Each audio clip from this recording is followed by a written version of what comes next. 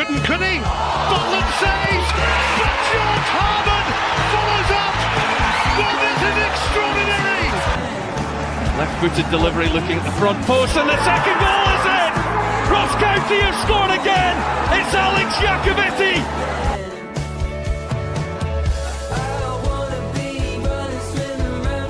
Here come Ross County anyway.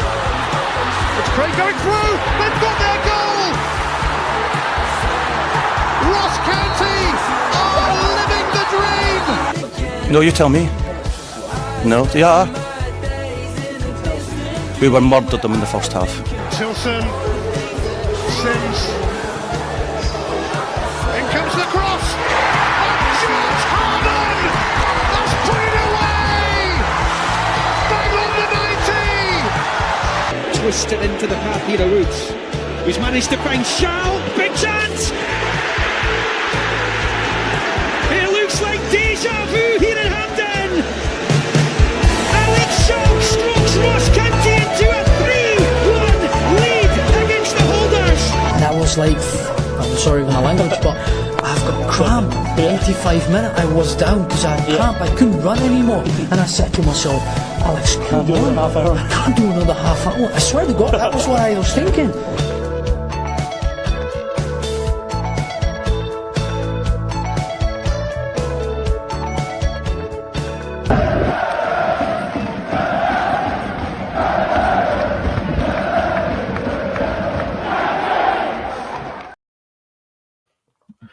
Hello and welcome back to the Staggies View podcast, or maybe I've got a bit of cheek in saying welcome back after what was initially due to be a little break for the Christmas period has for one reason or another extended into a barren podcastless 12-match period. But despite the lack of behind the mic action, we've of course been following the highs and more so lows of the Staggies every step of the way, and we're now finally back on your screens to discuss it all. But not all of it, because that would be pretty shite and it would take ages. But anyway, here goes nothing. This is season 5, episode 10, and I'm your host, Peter Mackay, for today's long-awaited return. Joining me on the podcast today, a bit unexpectedly, is Ramsey Banks. How are you, mate? I'm good, mate. Not much interesting going on, just back at uni.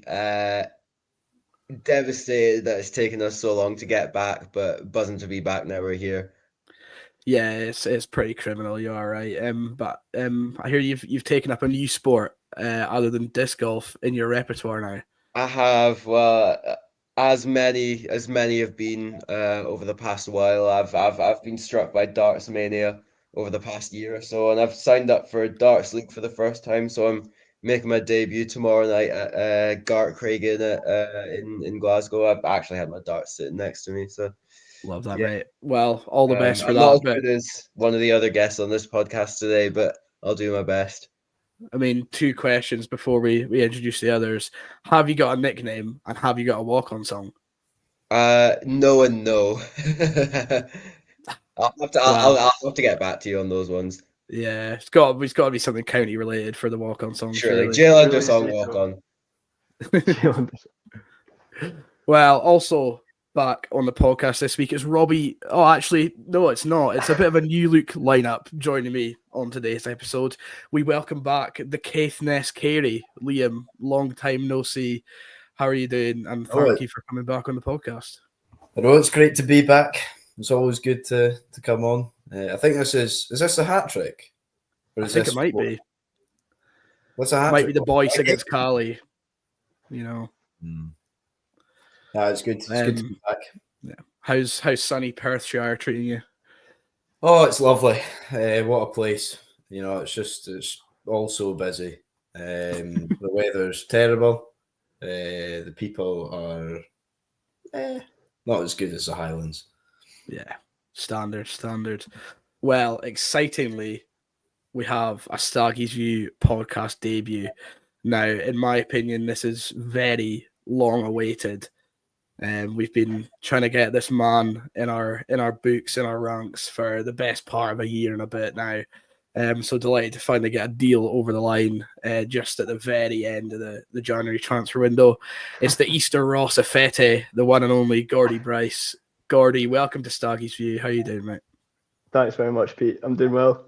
All the better for hearing your lovely voice. Oh, mate, stop it. Glad to make my debut today. I was on the podcast before in the disc golf interview, Yeah. so that was probably a low point of my career. But glad to get the run out finally. It's been a long time coming. Finally getting a game on the big stage, some would say. You've worked hard. I'm not sure about the Easter Rossifetti though. I'm not sure how I feel about that. I'm not sure if that's a compliment. We'll leave that one up to yourself to decide if it's a compliment or not. Well, before we take a trip back and reflect on some Christmas crackers, it makes sense to start with a bit of chat about our most recent game, I suppose. Unfortunately, that's a heavy defeat against Rangers. Were any of us at the game? Nope. Absolutely not. I messaged in the chat the week leading up to if any of yous were planning it, because I was gonna go, but in the group chat on my phone, I was like, "Oh, anyone planning it?" And the responses read, "Nah, don't think so." So I was like, you know what? Isn't it worth it? Probably not. I know it's very fake fan of me, but no, I didn't end up making that one.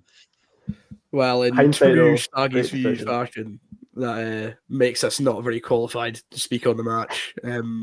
But I did watch it on the TV legally, and it's just a pretty typical Old Firm loss, in my opinion. Started decent, conceded two pretty poor goals, capitulated, and then it was game over. But Gordy, I mean, did you catch any of it? What were your thoughts on the 4-0 loss? Yeah, I also watched it legally on Rangers TV. I'm a big subscriber to that. And just like typical, like the second goal killed us. Like I feel like you need a lot of luck against the Old Firm. Like you need everyone on their sort of best game. But I feel like stuff that goes against you, like a deflection off the wall to go in, just like it just kills you. And after that you could just see like there's no way back. Rangers love a good deflection off the wall of a free kick. Remember Barisic for every game years ago? Yeah, against these. Yeah, and I think even I think it was the third goal. Perhaps I think you could argue that Jordi Amissa got to do better. He kind of parries it out from a shot, and it just falls right into the path of their player. So it was, it wasn't as if we were getting blown out of the water. Rangers did get a lot of coming their way. But I mean, Liam, do you think maybe slightly harsh scoreline, or do you think a 4-0 was fair enough? Nah, well, I mean, I didn't watch it, but it's just the usual, isn't it? They're just like that early goal kills us off, and then it's just, I don't know. It's a shame it's such poor goals to concede. Like that first one, like what is Randall doing? Why is he playing him on by about a mile? Like I don't understand it. But like, yeah, you give up two poor goals like that, you deserve to get the rest, I think. Yeah, I mean that's an interesting point because when you look at the lineup, it was a really quite a difficult lineup to work out. I mean, obviously you said that Randall was playing right back, Akil Wright was playing in midfield, and then George Robeston was kind of like a second left wing back. It was quite a bizarre formation. What did you think of it? I mean, Akil Wright in midfield, I was quite a big fan of. Conor Randall at right back, when I saw it, I was also quite a big fan of, but it didn't really work out for the best, did it? I did see the game, also third person to say it's completely legally. And when I saw the lineup, I didn't know what to make of it. I wasn't mad at it. I really wasn't mad at it. I obviously love to see the youth boys getting a chance. Robeston had done really well out of Brewer, I think. So yeah, well deserved. Yeah, first and foremost, that's what I want to say. It was just it did in practice it did seem a little bit bizarre. I mean, obviously easy to say in hindsight, because we lost 4-0, but even in heavy defeats, you can kind of see. I don't really know what I'm trying to say here. It just left me confused, basically. I don't really know what else to say. Yeah, Other than that. I did not know what to make of the lineup, and I think you could sort of see against Old Firm, like an Old Firm away game is almost a chance to try out things like that, and if it throws them off, then it's something we can sort of put behind us. But yeah, it was a bit bizarre. But I did you see before Rangers scored their second goal, I felt like we were coming on a bit, and Chilvers put in an amazing cross, which was just asking for someone to head it in the net. I think Akil Wright could have scored a header as well. Yeah. It just felt it's things could have gone a different way, but just the goals killed us. And then second half, can't say I really paid much attention to it, so can't say And much obviously, about that. as you mentioned, Ramsey, a second start in a row for George Rubeston, who was just recently recalled from Brora, weeks before that, played the full 90 against Hibs, did well, played up top, and then comes into this game and starts again in a slightly different position. But it's quite a major talking point of the season so far, I would say, is Don's decision to recall George, Andrew McLeod, and Dylan Smith, and then to integrate them straight away into the first team. But I will just ask about that. Liam, do you think that as a good thing that Don's brought them back and shipped out some senior players to get them involved? Yeah, I mean, it fleshes out the squad a wee bit. We've got options. I thought I'm not sure if I would have brought all of them back, but I don't know. I haven't watched these boys, but I know Dylan Smith has been pretty good at Arbroath this season. I kind of expected him to be loaned out to a higher level, but we're obviously keeping him in amongst the squad, which is good. It's always good to have him. He looks like he's a real player. Andrew McLeod, I've not seen too much of him. I think I've seen him once, and he didn't look out of place. And then Robeston, I don't know.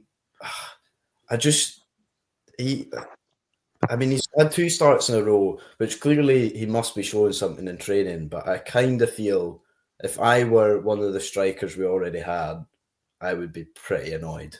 I don't know why, especially the Rangers game. I thought it would maybe be like Phillips and Hale. That was in my mind. If I were to pick a starting 11, I would have gone Phillips and Hale because we haven't seen that yet together. I think that would work quite well. But then maybe if you want to play Rubeston kind of off the left, I kind of understand it. But I just think there's things that I see as kind of obvious that we haven't tried yet before putting the young boys in, if you know what I mean. If I can cut in, I didn't know the live chat comments were gonna come up on the screen. Hi Lee, you're right. On that note, have a bit of that, lads. Oh, Crisp passes. Disco, salt and vinegar disco. It's a great shout, to be fair. Burn your mouth off, but I'm going to say Thai sweet chili because. Oh, another great shout. I'd go with chipsticks. So no, they're amazing. They're unbelievable. How old are you? That's 6? a bit questionable, mate. Yeah, but mate, I could tan 10 bags of them easy, no bother. Nah, I'm gonna play it basic. I'd probably go cool original Doritos, to be honest with you. Oh, if I was about to name a Dorito as well, but I was gonna say chili heat wave. Yeah, that's the yeah. I'm not a man for the spice. I'm from Fort Rose, so it's not really up my street. Chili heat wave Doritos. Mate, I eat mince and tatties for a living. Come on. And there you go. Dean says you get about 3 chipsticks in a bag. Yeah, that's why you eat 20 bags of them. Get them back and you just demolish them all. It's great. They don't just get stuck in your teeth in that as well. They're that kind of mazy. But they melt in your mouth. They're great. The actual branded chipsticks. See the knockoff ones. You can keep it. But the proper branded one's amazing. Well, I'll have to take your word for it, I'm afraid. But yeah, back to the actual chat. Not that we're not against, any food-related questions. It's a large part of this podcast. So, but Gordy, you're an advocate of all things good and proper at Ross County. Were you pleased that Don is some would say finally bedding in the youth into our first team. Yeah, definitely. It's definitely kind of refreshing from the last. I can't think what the last youth players we had that made any kind of impact. Like Davis Keeler Dunn, maybe is like the last guy I can think of had any kind of impact on things. Josh But Reed, yeah, I think, Robeston 4 looks months good. before being shipped off to Coventry. Oh yeah, Josh Reed in the COVID season. That's a good shout. Yeah, and yeah, Robeston doesn't yeah. look out of place really so far.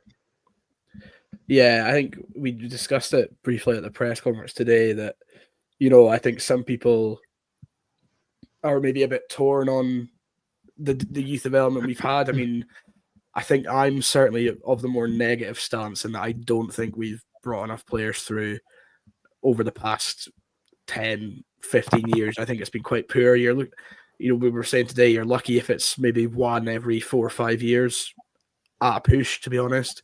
And I think there's a lot of other teams in the leagues who do it better than us. And, that's not, I don't really know why that is. I think they do just give them more opportunities. I think our academy is as good as anyone's. You see that with the youth boys this season getting all the way to the quarterfinals of the Scottish Cup. You don't do that just out of nothing. You don't do that out of luck. You've got to be a good team and have good players. So I think with Don in charge and having the willingness to just do it, and not be too scared about the consequences of losing matches and his job and the consequences of getting knocked down the league, I think is a good thing, because if you bring young players through and they do well, you keep them for years and they're solid players, or you bed them in when they're young and they get eyes on them, they get scouted, and you get fees for them. So I think it's a good thing either way. And if it doesn't work out, it doesn't work out. It's low risk. You don't pay money for them. You don't pay them big wages when they're young at the club. So I'm definitely all for it as well. But I don't know if I expected them to be this involved. But yeah, like I said, I'm all for it. But yeah, I feel like it'll be good in the next run of fixtures, Pete. Like I think they'll get obviously they've come in for a game against Celtic, a game against Rangers, and then a game against Hibs, and then the Livy Scottish Cup game. But I think this next sort of 5 games, it's a really good test of the level they're at. I think what impact they can make. Yeah, I would agree, and I think they're probably striving for that opportunity as well to maybe show themselves against what you would class as lesser opposition. I think, and what are still really important games for the club as well. I think also, obviously Dylan was out at Arbroath, but with McLeod and Robeston, obviously some people look at the Highland League and talk about it as a lower level of football, but Highland League is a real tough league with a real high standard, not only with the opposition, but both having been at Brora last, right? They are a real quality team, and even getting starts in that team is no mean feat. That is a quality team with quality players, even at a Highland League level. Yeah, definitely. I think you only got to look at some of the players they're playing with and some of the players they're playing against in other Highland League teams to Craig see McKenzie. that it's not just a low standard league. I mean, Ian Vigers and players like that, Mark Reynolds, they're both at Bank City. Brechin have got countless players who played in the top leagues in Scotland, like Kevin McCarthy. So you can go around all the teams and you could make a really strong team, I think, of boys who have previous SPFL experience. Yeah, I mean, anyone got anything else to add on the Rangers loss before we look back a bit further?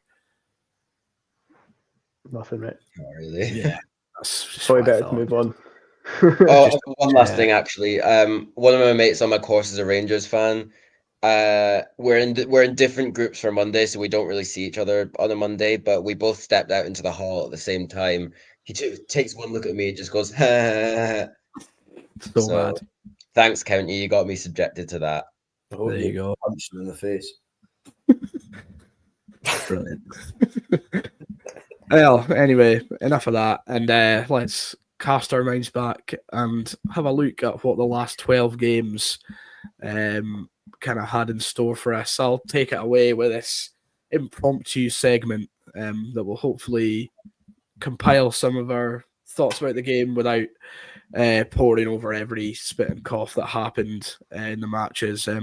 We will go back and look at some of the bigger talking points and some of the wins, but myself, Liam, and Gordy we're going to rattle through some brief summaries of just what's been going on while we've been away. So I'll kick it off. The next game, since we last recorded on the 28th of November, was Celtic 5, Ross County 0. It was rubbish, a classic Old Firm performance.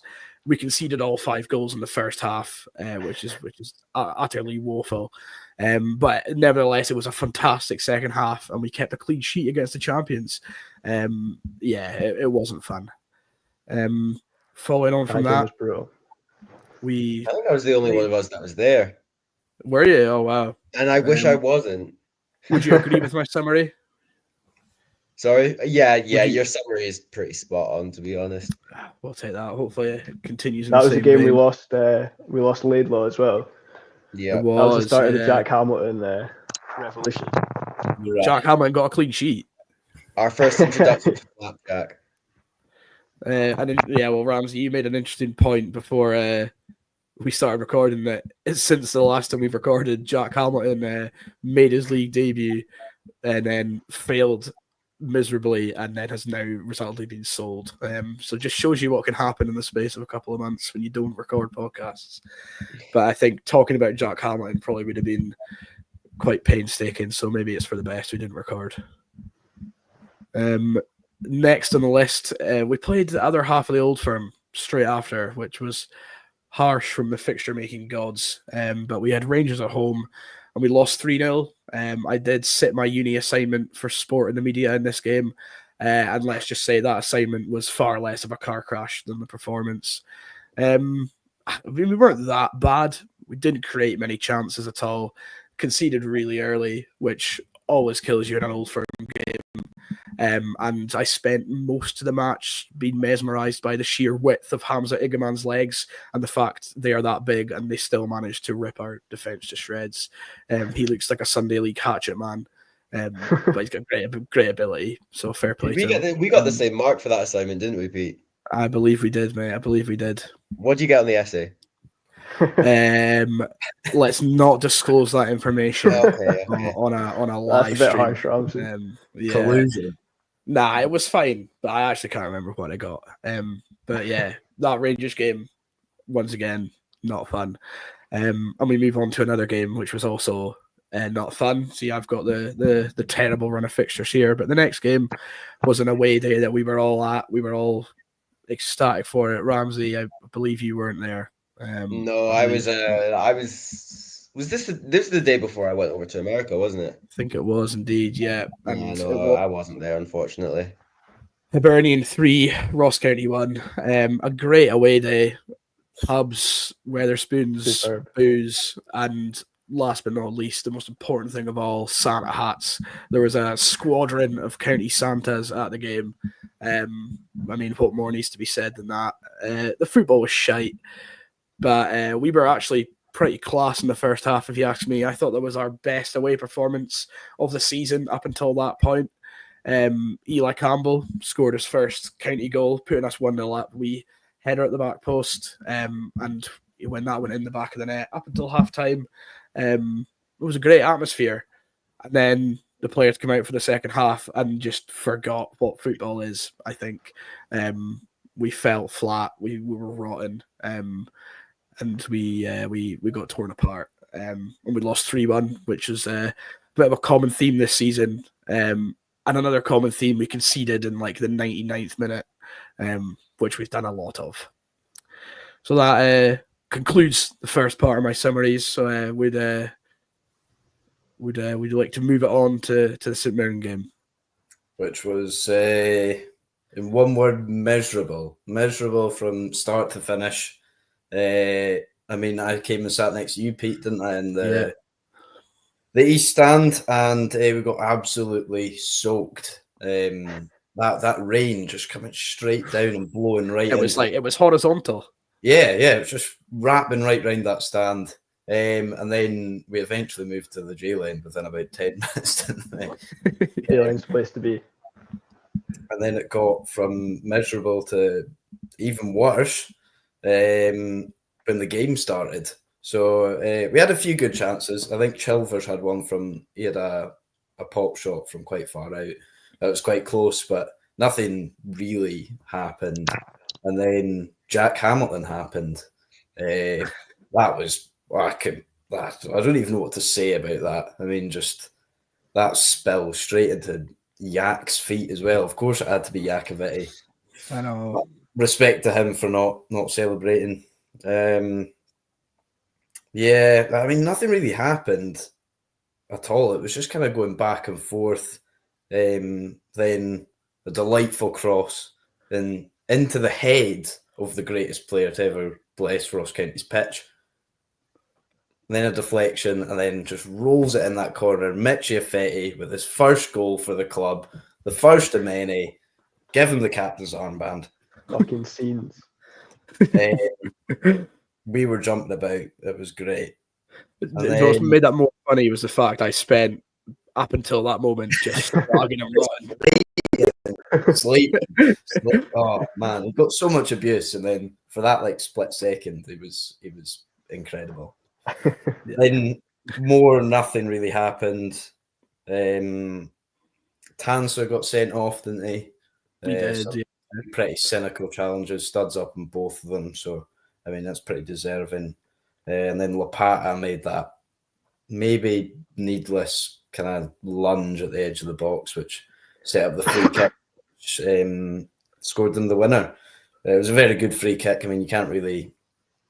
I mean, it's goalkeeper's side, but he's whipped it with so much power into that corner. It was like, you watch it back, it's ridiculous. It's probably one of the better goals I've seen at Victoria Park. And then that, I mean, the only other note I've got on that game is that Taylor boy that they've got as centre back. Oh yeah, incredible. He was just he was just skipping past boys. So if I were to sign one player, I would love to sign him. He was top. Oh, he was just a Rolls Royce of a centre back, surrounded by absolute hammer throwers.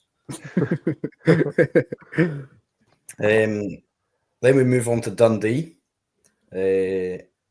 Dundee away, which was probably the best performance this season so far. It's now 3-0.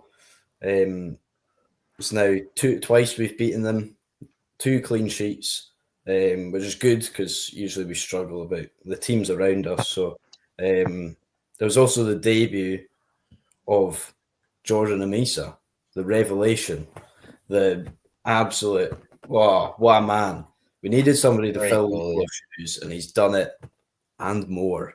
Oh, controversial, mate. Not controversial. Classic Liam Miller take. Liam Miller, Ross Laidlaw hatred. But nobody, you can agree with me here, nobody can boot a ball like Jordan Amisa. True. He should just shoot every goal kick. Just keep shooting. Shoot. Get Jordan White right up there. And just lump that ball. He's made for County. He's got a long ball in his jeans.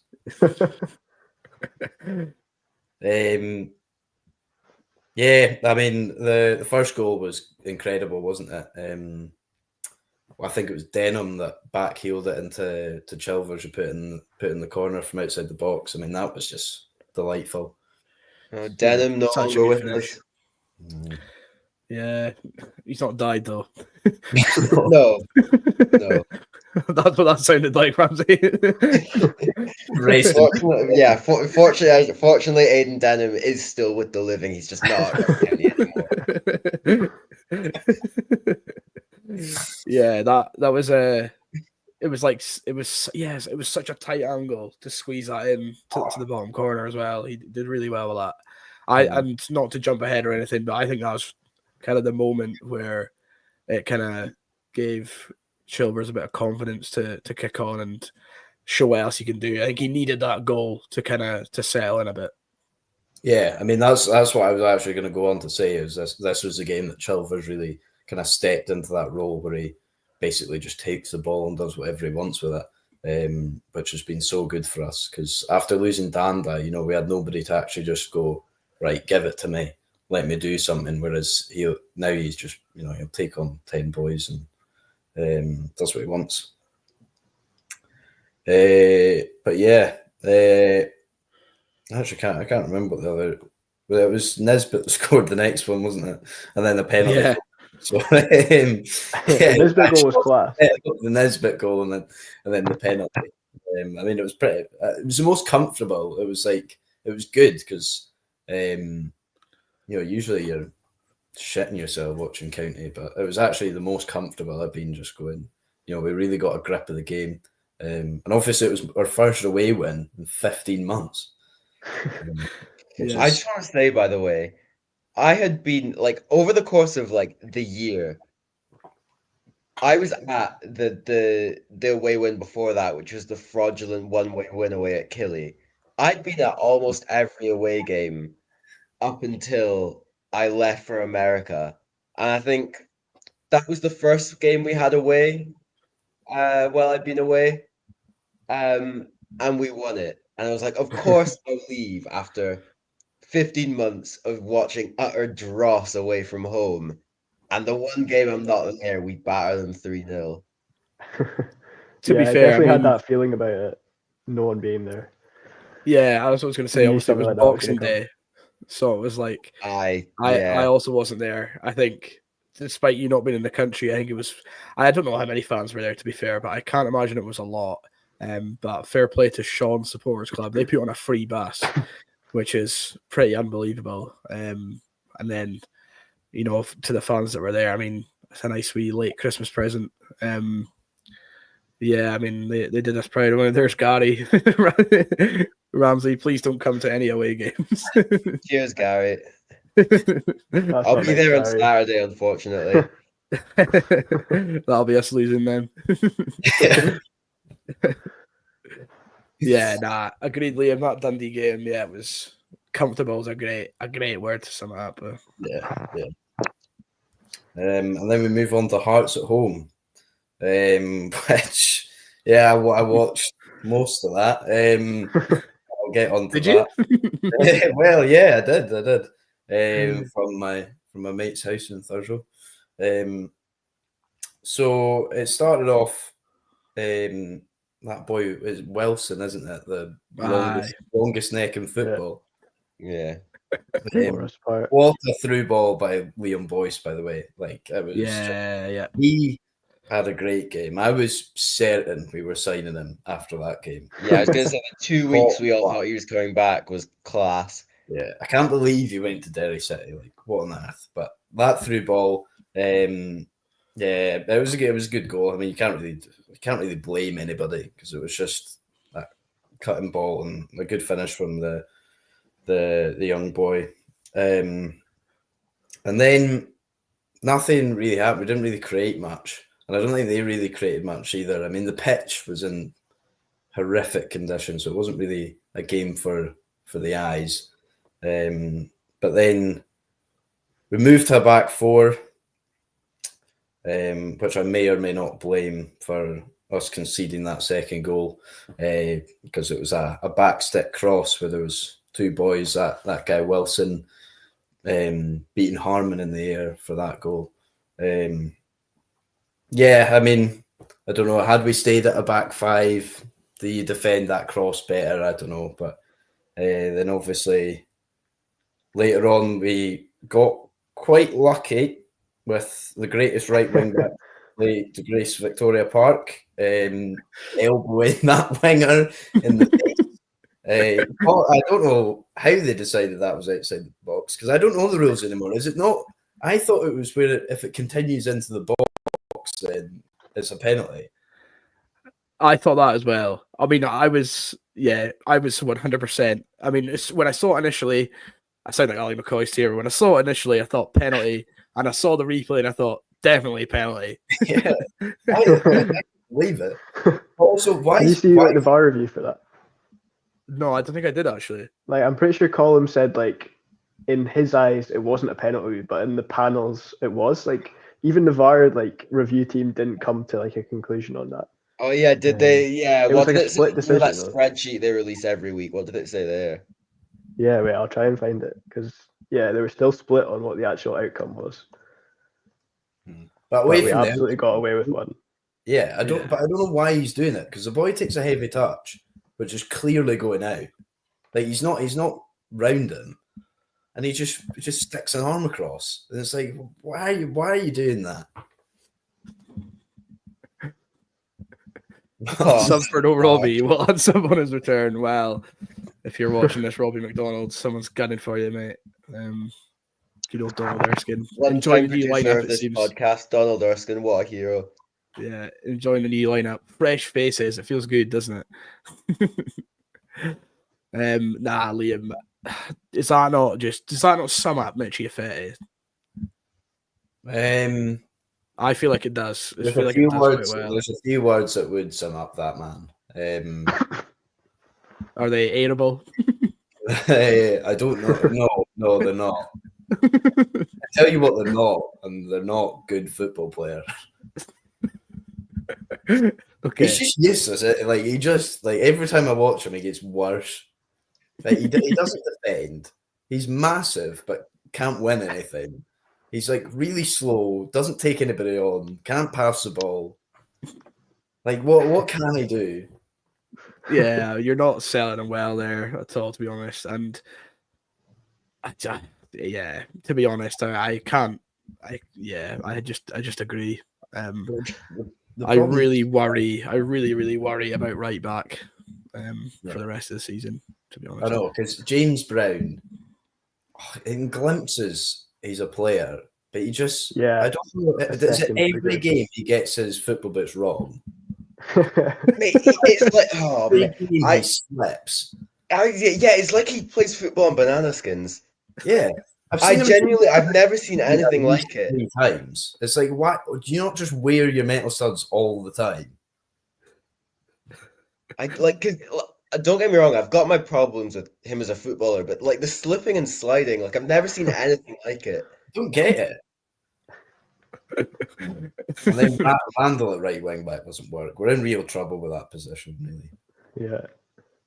Maybe we'll discuss a solution to that later in the podcast. Yeah. Have you found that VAR? Yeah, I've got it here. It says the panel discussed the decision at length. The majority, 4-1, agreed with the correct on-field decision, so they agreed that it was a penalty. The 4 panelists agreed that the initial foul had occurred outside of the penalty area. However, they believed there was a further foul committed inside the penalty area, and the original decision should have stood. So that's like a 4-1 saying the ref actually got it right and VAR got it wrong. So and the ref gave it. So why not change your mind? But again, good for us. I'm going on a tangent here, but did you see the Diomande one? The audio, the VAR audio for the Diomande red card. Is this the one where he got like, sent off? Yeah, it's outrageous. Yeah. Like, and this is like the difference to that, as far as like all the VAR are telling him one thing and the refs just didn't listen to him. Whereas this seems to be the opposite, whereas the refs thinking one thing and then he decided to listen to the VAR. So it's like, are they meant to listen to the VAR, or are they just reffing the game and do what they want? Like, it doesn't work if like one ref's like, oh, the VAR boys are sound, I'll listen to them. And it also doesn't work if another ref's like, I hate the VAR boys, they're wrong, I'm gonna go with what I thought in the first place. Like, how do you decide? I don't get it. Like, I don't as a whole, like, what? Yeah, I mean, last season, like, don't get me wrong, there were some. You're right, Tubes, mate. Don't get me wrong. Last season there were some terrible decisions, but this season it's just. I feel like it's gotten so much worse. Like, remember when I think it was Zach Robinson scored against us to make it 2-1 County when we played Motherwell at home, and there was a VAR check that took, like, I'm not even exaggerating, like over 10 minutes to complete. Yeah, that was yeah. That's bizarre. But I don't. The people who do it as well must be like they're so incompetent because you hear the audio leak like sent out afterwards, and it's like they're all speaking over each other, and they don't know. They're not being like clear and concise, like saying. I mean, I hate the sport, but rugby. See, when they have TMO and they have the person cue the Maybe boo. Robbie is here. Rob would be loving this. You'd be like, but no, but they talk through it and they go, "This is what's happening. This is why we think, like, oh, his foot is on the line, therefore we think it's a penalty." Or, but they don't talk through that. They it's like they flap. It's like they're sitting eating a It feels like a lottery. If they're going to get it. It's like they're sitting eating a pot noodle, and then it's like it flashes on the screen VAR check, and they're like, "Oh no, I need to come up with something to get these replays." It's like how hard can it be? Like really, especially if they're professional referees, it's like useless. Yeah. Well, I'll move on because I think the next thing is also a VAR decision that we didn't get, which was that handball that nobody called for. Yeah. I don't think there was anything, and I don't know why it took so long to check it. Yeah. I can't mind. I don't know. I don't even remember it. The ball just comes in, and the guy I think takes it down on like his stomach, but his arm's like near him. But you can't see it right. angle. But no, I don't think anybody shouted for a penalty there, did they? And then they just went going to VAR check. Yeah, it was very random. One of those where it's like that's when people would argue that it is re-refereeing the game because no one in the parks noticed it at all at the time. And it was like, it wasn't close to being a handball. Yeah, I know, it's bizarre, but yeah. Anyway, so about the 88th minute, I switched my TV off. This is awful. We're playing terribly. I think once that the Boyce offside from the free kick, his rebound, I was like, yeah, who cares? And then about an hour later, I looked at my phone and see we scored 2 goals. So yeah, I missed them. Shout out to Craig Gordon for the second one.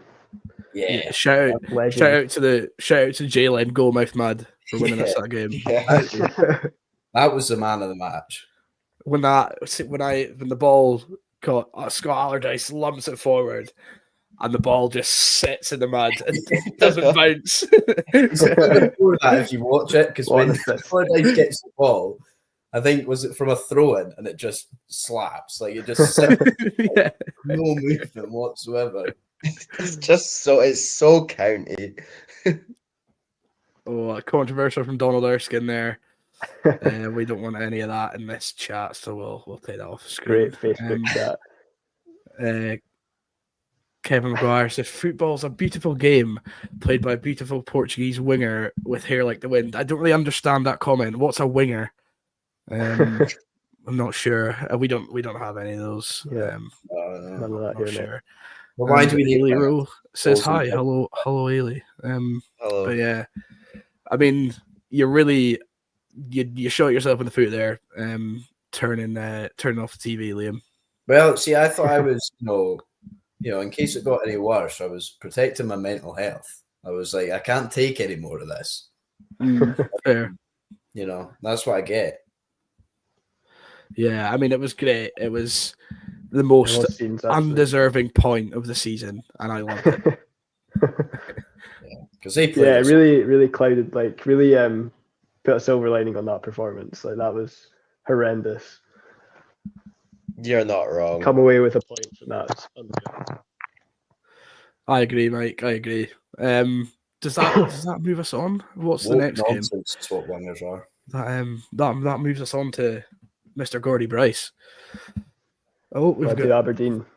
Before we get into that, what's your favourite dance move? Whatever we do in the park bar, spinning people around.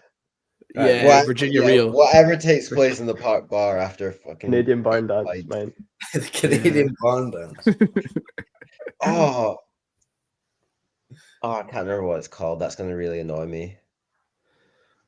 I'd also say, that's a great shout from Kevin McGuire, the Sturridge. Yeah, that's good. Yeah. Pete, that was so half-hearted. Yeah, look, it's We gotta hard make when a you're gif of sitting that. down at a desk. We're on a very professional podcast here. I know. Whatever Dimitri Vandenberg does before a match. What about the Peter Wright? Cameron Borthwick Jackson, don't stop the party. Don't stop the party. Messi, 100% all day. Aye, Messi. Yeah. If you say Ronaldo, you don't know football. Let's Anyway. this year. Right. County, Aberdeen. Take it away, Aberdeen Gordy. away. What a day. Like, finally we got to a away game. We actually won. Like, it's such a nice change from the usual shite that we get served up. Like, I know we won at Dundee, but for us to be there makes a huge difference. Fuming I missed this, by the way. What a cold day this was as well. We got the train from Inverness. I think I was like thinking this game might even be postponed. Like, it was properly snowy all the way there. A few cans on the train. It was very nice, very pleasant. It's actually so quick on the train to Aberdeen. Yeah. Quite a nice change for an away day on the supporters bus. But yeah, we get to Aberdeen and we tried to go to Spoons for food, but had no space. And I went to the Scotia bar and basically got told, "Oh, you don't want to go in there, mate." Apparently that's the Ultras pub in Aberdeen, so don't want to be in those wee gimps. So we avoided that. We went to Sultan Arms. What a pub. Great. Absolutely superb. Probably best pub I've been to in Aberdeen before a game. Like, jukebox, pool table, friendly people. We had they got a fire stick as well, dodgy fire stick on a big screen. A completely legal fire stick. Oh yeah. So yeah, just a perfect pub. And then the game was a bit tough going. Like, riding our luck in the second half completely. But the first half, what a goal from Akil Wright. I'm pretty sure, like, Gas contender. Yeah, I don't know what I could compare it to. I feel like it's on par with like the Hungbo free kick against Dundee a few years ago. Like, we're just not expecting anything like that. Now, I'm pretty sure I said don't shoot when he took it down on his chest. Like, I thought, like, we've got a good chance here to get the ball in. Like, good players in the box. Akil Wright just smashes it in the snow. Like, it was just unbelievable. What a goal! Yeah, I was just disbelieved. I would say that's the best goal I've seen live. Yeah, it's unbelievable. It's certainly top three. I would say it's just ridiculous. Oh wow! What a question! What a question! How's Kill Judy Dench? Kill Judy Dench. So I'm not sure if we're allowed to say one of those words. But I would say marry Hungbo, and then the other thing for Akil, right? Yeah, I'd marry Hungbo. Is this going out on Spotify? Probably, yeah. This is going to be so out of context. Yeah, that's what we do at the Staggies View podcast. Get it up, you Spotify. Stick it to the man. Sorry, Gordy. Rude interruption by Kevin. There. Right. But yeah, they cleared the pitch at halftime. Probably the snowiest game I've been to. Like, I've never seen anything like that as well. Like, the leaf blower coming on at halftime was unbelievable. Like, that was good. Actually, very effective. Very effective at clearing the lines. Yeah, second half. I'm trying to remember. Kilver. Yeah, we concede again just before halftime, like the usual. One of the worst free kicks I've ever seen from Nisbet, and it's also like that's like the first goal Aberdeen had scored from open play in ages, and it's all thanks to Missa just like parrying it into his own net. So that was a bit of a disaster. But yeah, we came back from that well in the second half. Chilvers scored a great cross, and then from then on we just kind of rode our luck a bit. Like Aberdeen probably should have scored 2 or 3 in that second half. What do you think about Chilvers adopting the Cole Palmer, or is it I now think he was just officially freezing, not mate. even the Cole Palmer, it's the Noah Chilvers? It's I the think he was chili. just freezing, mate. I was doing that as well, but it wasn't because I was celebrating. But yeah, now the chili. Let's hopefully see that a few more times this season. But yeah, Aberdeen, what an away day! Yeah, Just got fantastic. to the final whistle, no more before we conceded. But yeah, it was class. Move on to Kilmarnock. I wasn't there for this. I don't think anyone was, really. Nah, nor was I. Still in There America. was no bus. But yeah, I only caught the second half. Viewed legally. Viewed legally for the second half. But so I don't have much to add on this, but I thought we were pretty solid in the second half. I've never seen anyone head the ball as much as I saw Casper Lapata that day. Jesus Christ. He took some knocks to the head. A bit like a young Andrew Davies. And yeah, what a goal from Harmon at the end. Really neat play from Hale to lay it in for, was it Chilvers? Yeah. Who cut it back. I did a few laps around the living room shouting and screaming. I miss when Ronan Hill used to start football matches. Yeah, So, I mean, yeah. again, to be discussed, Ramsey. Yeah. No, I was But the yeah, same, that was Gordy. a 3 point. I think I screamed down the house. Don't think the mother was too happy, but gotta be done. Had to be done. Yeah. Then that brings us on to Celtic at home. And this, despite losing 4-1, this game was like the Jordan Amisa show. Like, honestly, I've never seen anything like it from a goalkeeper in like one game. I can't think of many other like performances. Maybe last season against Celtic when Thingy saved the 2 penalties. Wickens saved the 2 penalties. But yeah, it was just such a complete goalkeeper performance, and like to lose 4 goals kind of says more about Celtic and how sort of clinical they can be. But yeah, Jordan White took his penalty nicely. I think Jordan White's penalties though, I feel like they're never that great. Like they always kind of rely on the keeper going the wrong way, which he proved against Hibs, which I'll let you get onto, Pete. But yeah, he did well with it. But I feel like this season we've got no one I can trust on penalties. Really, we've not got a Danda who'd put your house on scoring. Because I think the commentator, just to go to Hibs for a wee minute, I think the commentator before he took that said that he'd gone, was it 9 times out of 11 he went to his left hand side. Oh wow, okay. Really? It's like, Wait till Misa start taking them. We've seen his goal kicks. that house behind the jail end, that window gone. The brick wall got him if he took one there. I agree with Kevin. Yeah, that was by far Missa's best game. Yeah. I think there were so many Celtic fans on various platforms after the game saying, "Who is this boy? Get him signed." They're like Googling him, seeing he came through at Borussia Dortmund. It was bizarre, but yeah, no, I think the one that took a deflection like looped in towards the top corner. It just looked like there was no conceivable way that wasn't going in, and the next thing you know, he's bouncing it over the bar. Like unbelievable. Yeah, he was a joke, that guy. He was really good. Proper performance. So yeah, losing 4-1 to Celtic, still a bit of a free hit, but not great. But I'll leave you to cover the next 2 games, Pete.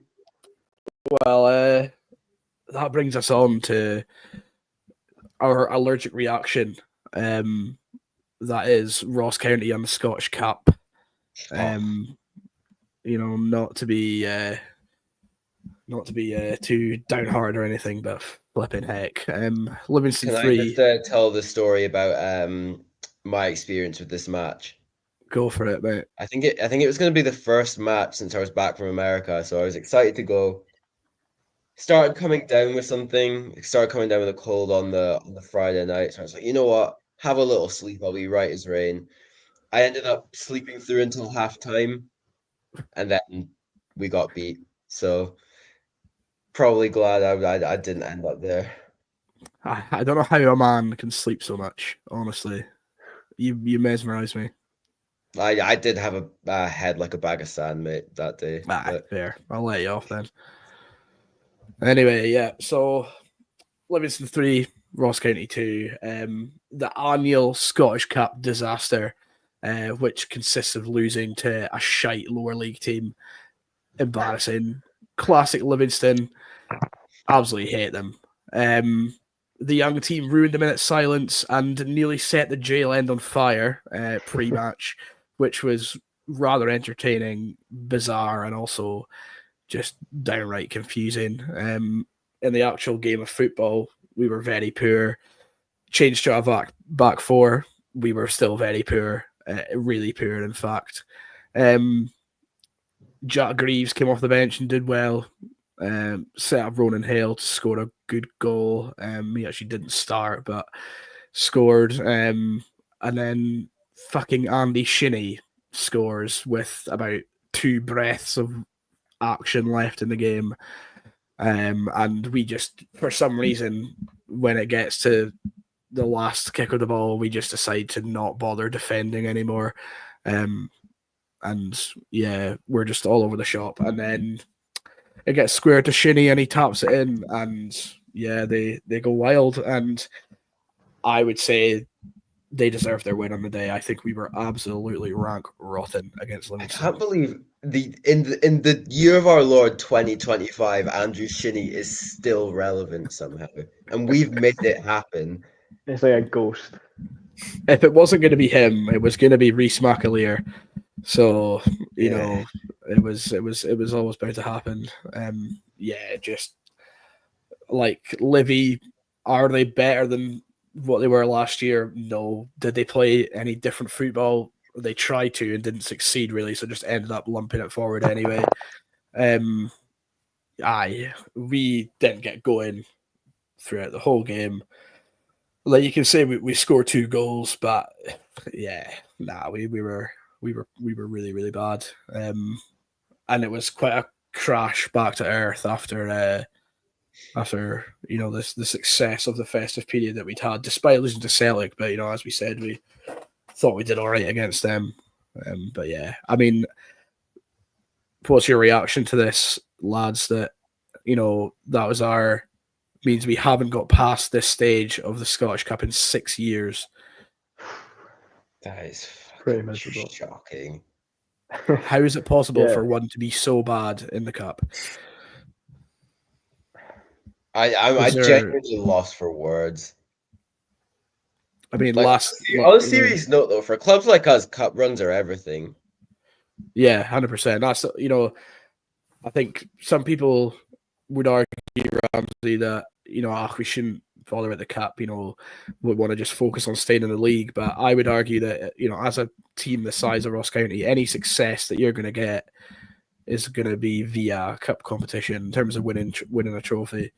We're never going to win the Scottish Premiership. We can finish top 6 or do things like that, but you win. We're never going to win a trophy by just staying in the league. Let's be honest. Because kids kids that are like 9, 10, 11, now is the time for them to have those fairy tale moments with county. And I'm just thinking back to when I was 10, watching Andrew Davis lift the League Cup. Obviously it's going to be difficult for us to ever do stuff like that again, but even moments like I don't know how long, 15 years ago, Scott Boyd last minute in the cup against Hibs, moments like that, not necessarily going on to win it, because that would be, oh god, a huge step, but moments in the cup are so important for a team like us. Yeah. And it can be done though. Like, I mean, even look at St Johnston. Obviously, it was like the COVID season, but like them doing a cup double is like one of the biggest things to ever happen to a team outside the Old Firm. You know, like 100%. so it's there to be shot at, and I don't know why we don't seem to turn up. I mean, I thought we were going to lose to Livingston, to be honest, because they're just horrible. Like, we hate playing against them. I don't think anybody likes Livingston. I don't think Livingston fans like Livingston. I mean, how could you watch that every week? And then, I mean, of course they were going to sign Stevie May. Like, they're just a horrible, horrible team, but they're It's such a terrible away day as well. That's a rotten away day, apart from the buffet. True. Yeah. But then you show up at kickoff like not being able to move because you've eaten so much. Yeah. It's not like you're going to move anyway because you know it's going to be 1-0 Livingston. Yeah, well, that it's fitting that I'm pretty sure the last time we won at Livingston, it was an Awura Edwards winner. No, that says it all. There's a winner. That's how badly it went. Have you seen the nickname he's been given down south? Nah. He dyed his hair ginger, and now he's known as Ice Spice. I was going to say Fast and Furious, but whatever. Yeah. He drives where he wants. Okay, well, if we park the Scottish Cup disaster and we'll move on to the final game we have to talk about. Obviously, we just had Rangers, but before that, we welcomed Hibs up to the Global Energy Stadium. I don't know if Daniel McLeod's still in the chat, but he might have some input on this game. But it was a 1-1 draw against Hibs. A pretty average game of football. We didn't play great. We didn't play badly. We just played. It was a good, strong point. In the first half, Jordan White missed a penalty, really quite bad. I believe he hit it down to his bottom right, and the keeper just guessed the right way. It didn't have enough power on it to beat him, even if he did go the right way. And then Dylan Levitt scored for Hibs, a really nice finish at the edge of the box. And for this goal, quite interesting, despite him not scoring, I would actually, blame Martin Boyle for this one. And more so, I would blame Lee Campbell for this one because, as you'll know, boys, Lee sits at the back of the stand above me, and Martin Boyle, he came over to try and offer for a short corner, and while he was coming over, Lee Campbell shouted some rotten abuse at him, and it was quite quiet. So Martin Boyle heard every word and turned round and kind of looked at him and was like, maybe just, I don't know, was a bit disgusted, started laughing a wee bit, and then about 4 seconds later, Hibs proceed to score from said corner, and then Martin Boyle runs over and shoots Lee Campbell and doesn't get up your side. So I would place the blame on Lee for that one because if you dish out and you get it back, but at least it wasn't Martin Boyle who scored, because if it was, and I think he might have been up in the stand with us having a go.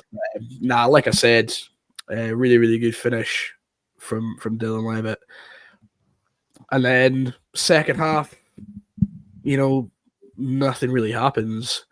Ronan Hale scores a pen, smashes it home, absolutely rifles it, the way a penalty should be taken. But as we mentioned earlier, he has missed penalties on occasion this season as well. But yeah, I mean, a point against Hibs, I don't think you're ever really going to complain about that, especially with the kind of trajectory they've gone on recently. Obviously, they started terribly this season, but they've kind of turned things around under Gray now, so I mean, fair play. And that brings us to present day. So thank you, Liam and Gordy, for helping me out with the summaries of the matches and kind of the turmoil we've been through. Yeah, quite Ramsey, a roller coaster, that, like, Ranger results. It was quite a roller coaster. I know, Ramsey, you obviously were away in America, so didn't have any summaries there, but I'll come to you now for a summary of the summary, and I'll ask you, what would you evaluate our performance in the summaries? And, what did you make of the kind of last period of the county games that we missed, like overall, how do you think that the things have been going? Are you happy? I tell you what, you boys done a good job. It's very thorough. I'm not sure I would have remembered that much having been at 12 or so matches. I think the middle part was definitely the best for County. I mean, we hadn't won away in 15 months, then we go and win 3.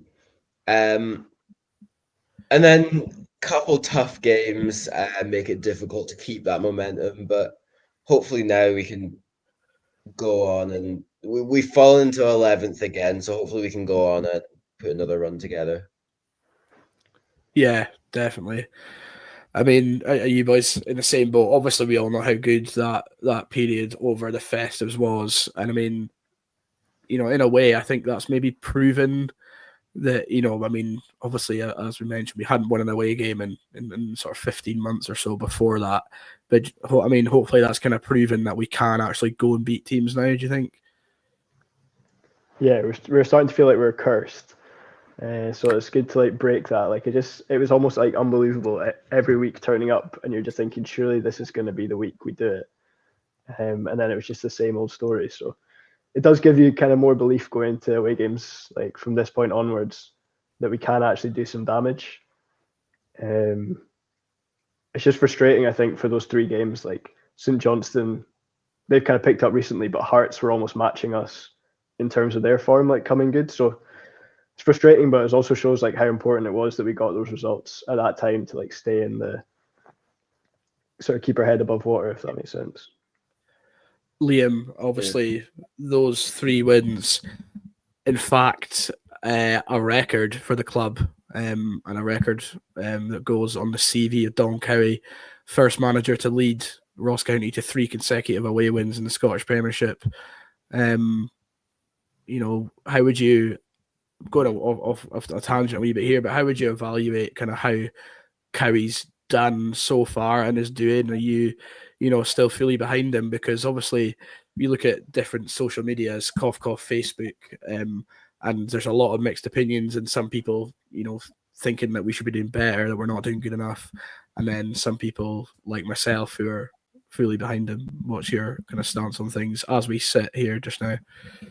I mean, I don't know what some of these people are taking when they're writing on Facebook, because some of the takes I've read are horrific. I've got one name in my head that I won't share on here, but week after week, regardless of result. I don't look at Facebook. Will you tell me afterwards? Go look under any loss, and there'll be about 20 comments, and they're all just horrific. They clearly don't go to the games and watch them. I've been on Don Cowie. I've been mixed. I think he's done really well. We definitely could be worse off. I just find, and clearly our overall play has definitely improved since he's come in. There's no doubt about that we play better football. Some of these players that we've got in could play even better. When we're on form, we're really good. I just think sometimes his decision making I question it. I'm sometimes he brings players off the bench, and I'm why? Or when he starts players, I'm kind of I don't know if I would have done that. Well, obviously, I'm not a professional football manager, but watching the games, I do question his decision making sometimes. But I mean, overall, I don't think there's not a better manager out there right now that we could get in that would do better. Realistically, who else? Yeah, no, I'm fully behind that. I do get what you're saying about the subs sometimes, but I think you would agree with me in that the 2 players that were probably culprit of sparking our thoughts along those lines are now gone. So I think maybe that hopefully that'll solve that problem. But yeah, I mean, anyway, Gordy, Ramsey, got any thoughts on Don? I mean, I don't have many. I'm just fully behind him. Love the guy. Yeah, me too. I think one thing also is that I think he's only going to get better. Young manager. But even if he wasn't, I think current performance level could be higher in the league. Could really do with going on a run because we don't want to be 11th in the playoff again. But I think we've got a squad is definitely capable of being higher up in the league, and I think they all seem to be fully behind Don themselves. It seems to be a decent dressing room atmosphere and everything. So yeah, fingers crossed. Yep. Well, before we move on to some of the usual segments, I think we must talk about the J-Line going on fire just because it's purely hilarious. Were you two at the game or? Nah, I didn't see any of this. Right. Oh, I You're just gonna have saw to it on walk me Twitter. through this because I saw the was it the Staggies youth bloody club statement like yeah. I can. Here's Oh, one I it's- made earlier. I can pull that up just now for you. So There's they just were initially in the East Stand, right? And then they got moved Yeah. So into what first the of all, happened? what is that font? but there's So there's so much wrong with this that we'll have to take it step by step in a minute. yeah. So we'll pull this down for a minute and we'll walk through what happened, because that's obviously one of the major talking points that has happened since we've been gone. But so this Instagram account, Staggies Youth, that organised a singing section bizarrely in block one of the East Stand, which is next to the Wendy House. So as far along as you can get in the East Stand before you get to the East Extension for the away fans. So they wanted to go in there and make a singing section.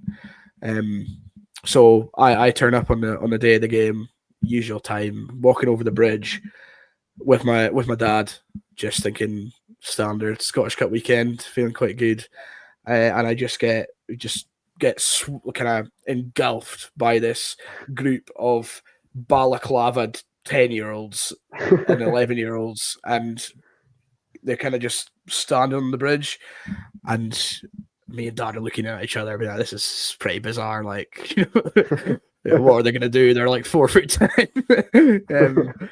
So yeah, that was the first thing, and then I was kind of overhearing their chat while walking over the bridge, like that. Oh, we'll fight them after the game. We'll just wait for them, and we'll get them after. There's too many of them just now, and all this shite. So I was like, this is gonna be a disaster of a singing section. So by the time I get into the ground, anyway, I've seen that some of the young lads who were already in their allocated block in the East Stand, they've now started being escorted back to the jail end because it's become apparent that they only wanted to sit there so they could scrap the Livy fans. So now they're being shipped back to the jail end. So they're all rifling through the stand and getting their spot in where you normally sit, Gordy, in the far left block of the jail end. So they get in there, obviously surrounded by stewards, as what it is, usual. It's really packed out, to be fair. I was like, when I saw it, I was like, you know what, fair play to them. They've come out in their numbers for the game to create some atmosphere. And then, all went tits up from there. So there was a minute silence arranged for Dennis Law and Gordy Seaton. And yeah, being out with that section and being in the stadium, one of the most cringeworthy, embarrassing moments I've been involved in at the ground. Like, and I know obviously we'll pull up the statement and see what they've said, but like the sheer disrespect that was on show, and then it got 10 times worse when the Ajax Ultras showed up, and it wasn't like they had the blue smoke bombs. They had like actual fishing flares, like they were lost at sea. But it was only like two boys kind of just stood there, like holding them, balaclavaed, like right in the face of the stewards. Can I just say what like the other, that picture of them holding them up? Oh, I should have got that as well. Full No, like disclosure. that's a profile picture. Yeah. Aye. So they get lit, but then one of the boys who's lit them, he's obviously shot it because it's hot and it's really bright. And then he's dropped it. He's dropped it in the jail end. And I was like, so it started getting really smoky, but then one of them got dropped like in front of the barrier and was like lying on a bit of wood in front of the jail end, and it caught fire. And I was watching this just burn while observing a minute's silence while they were all like screaming and running out of the way from this flame and smoke. It was absolutely disastrous. And there we go. Gary says, if you guys didn't know, they marched down from the sports center to the Mallard. Yeah, there was just a mob of youths. It was really embarrassing. Mob of youth. Yeah, I feel like it's a shame though, because like they've just ruined it for themselves. Like that's what County need. Like they need something like that, and like yeah, it's so This frustrating. is the thing. that, Like I they was just about to say, couldn't do it without being fannies. I know. Yeah. This is what I wanted to discuss because, Ramsey, on you go. sorry, Gordy. Like we do need more atmosphere at home games, like 100%. But like something I hate about like is the whole like the whole like fucking like ultras like we're gonna get in a scrap and this and that and Yeah, we're gonna it's embarrassing. hold drums. I'm just like go go to the football, have a pint if you're of legal drinking age, you know, go to the game, make a noise, make an atmosphere, and go home. Just enjoy the game. There's no need to be like yeah. like I just don't get I hope they'll grow out of it. That's but I don't know. They're just stupid. They're just like it's not what County is. Like we're No. not. You're not that club. Like And- those Glasgow clubs. Like I mean, people who've like lived in Glasgow and grown up in Glasgow. Like gang fights is quite often a common occurrence, and it's like that's. It's kind of bred in down there. It's not a Highland thing. No, and I think I completely agree that we need atmosphere at home games, and I think the perfect example is Malky's first season, as controversial as he was. That's nothing to do with this. When those young lads were turning up in the jail end week in, week out, purely to make noise and purely to get behind the team. And of course, yeah, the club got annoyed because they ran on the pitch a few times. That's nothing compared to what we saw against Livingston. You know, if you like, I'm so with you, Ramsey. Like, if you think that coming to the football has to involve you scrapping the away fans, that's just bizarre. Like, get a grip. Like, what are you doing? Like, County need fans, young fans who want to come to the game, make a noise in a good way. Don't be an idiot. Don't set stuff on fire. Don't set off smoke bombs. Don't be sectarian. Like, there's been so many things that have gone wrong with that section over the years. And like, it's got such potential if they would just come and just be normal people and not fight and set off flares. Like, come and make noise. Brilliant. But then obviously you can see why the club have just gone, nah, yous are all banned, because it's less hassle for them at the end of the day. But then obviously it's like the team would benefit of having a singing section of people who want to make noise. And as I said, there's evidence of that under Malky's first season. He came out in the press week in, week out and praised, the boys who were making atmosphere, because as a team, they genuinely felt it helped them on the pitch.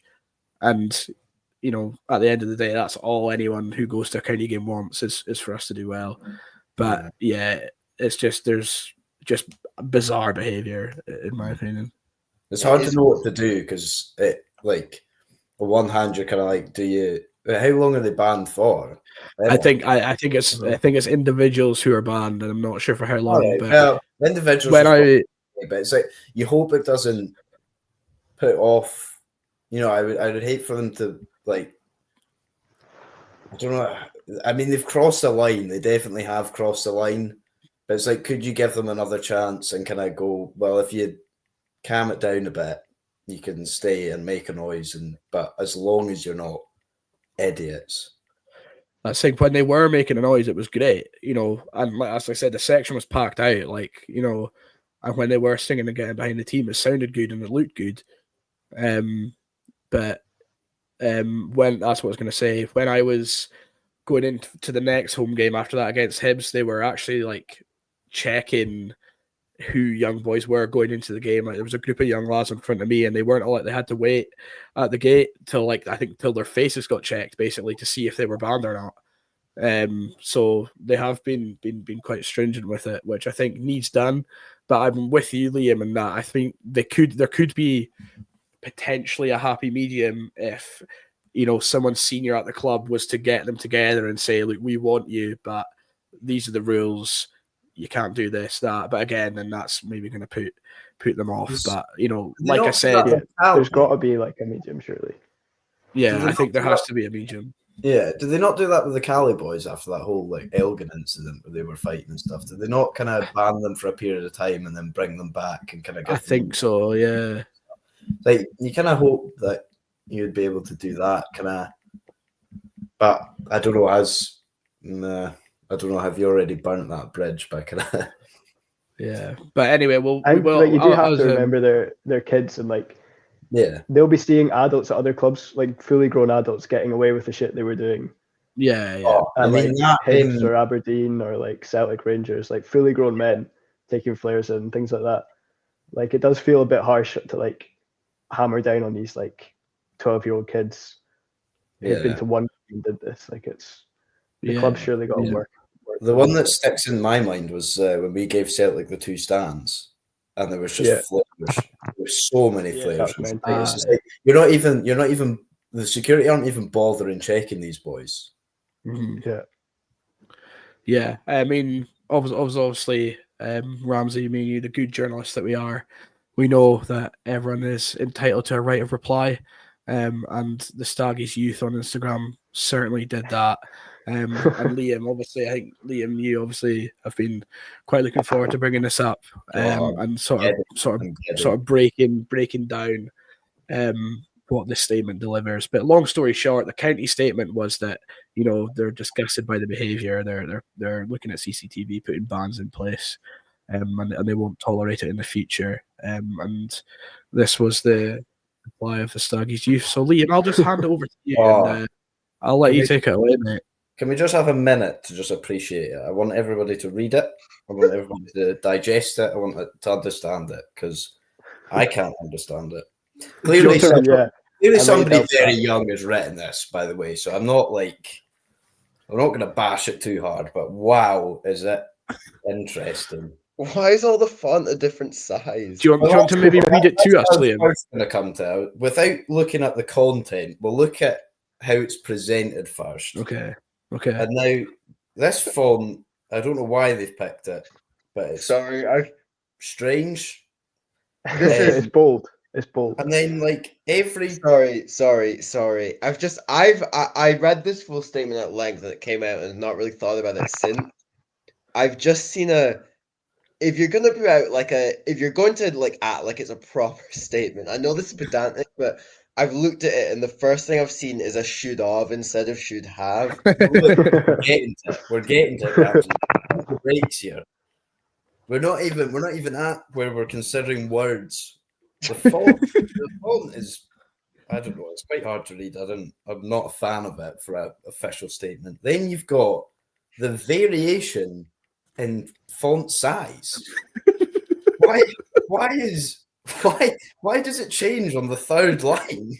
It's small, and then it goes back to big, and then small, and then back to big, and then there's big bit in the middle, and it goes small at the end. Like, what? How do you manage that? Yeah, what a program! Do you know what I actually wondered? Has this been made on Snapchat?